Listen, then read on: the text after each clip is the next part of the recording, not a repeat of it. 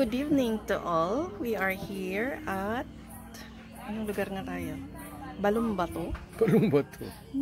Balumbato, Batangas. This is in Batangas for the celebration of my birthday. Na ilang oras na lang ay birthday ko na. I will be 53 na. So at 53, marami nang hindi pwedeng gawin. Ano-ano ba yung mga hindi pwedeng gawin kapag ikaw ay 53 na? Dali. Ano ba? Pag 53 na, dapat di ka na naglalaba. Di ka na nagluluto. Di ka na naglilinis ng bahay. Dapat, ano? Kasi, for 50 years, naglalaba, naglilinis, nagluluto. Dapat, pag 53 na, kag-graduate na dapat. Yung kaso, paano yan kung walang gagawa sa bahay? Ang sabi, Wala namang katulong. ang sabi, kapag 53 ka na, mag-focus ka kung paano gumawa ng pera.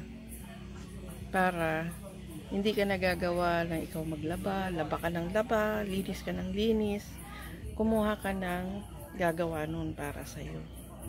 Kasi at the age of 53, kapag humina na ang ating immune system, ay medyo delikado na. Kaya dapat marami tayong supplements na iniinom.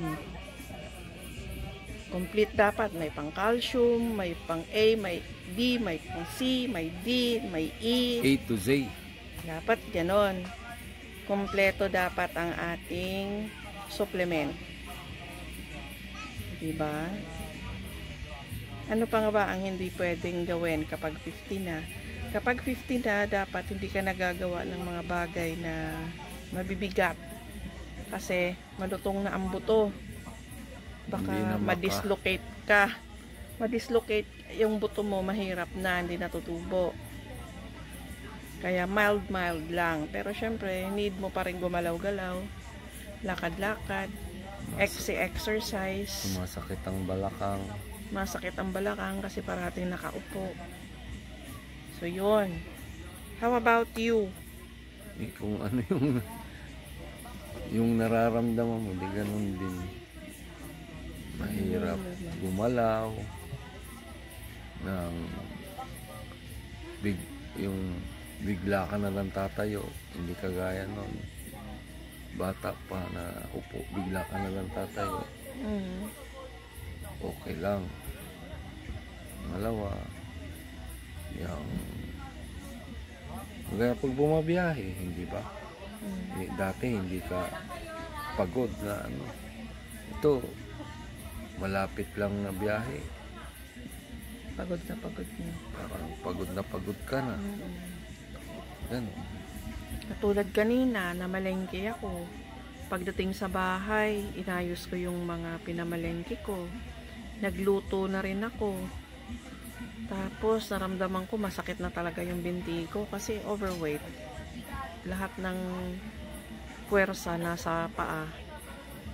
Kaya umupo ako. Nung umupo ako, nakatulog naman ako. So, ganun lang. Kapag ikaw ay napapagod, magpahinga. Kapag inaantok, matulog.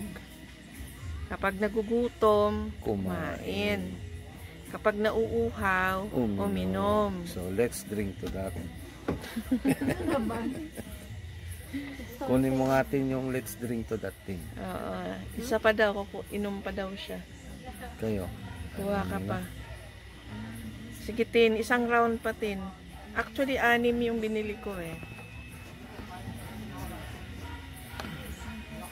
So, ganun lang. Maybe happy wife, happy life. 10 years, o 5 years, 10 years from now, panunuorin natin tong video to. At babalikan natin kung ano mang mga nangyayari. Hindi. Ibang lugar naman. Ibang lugar naman. Layo nung lalakarin mo. Ibang lugar naman. Dumarating na naman. Oo. Maraming dumarating.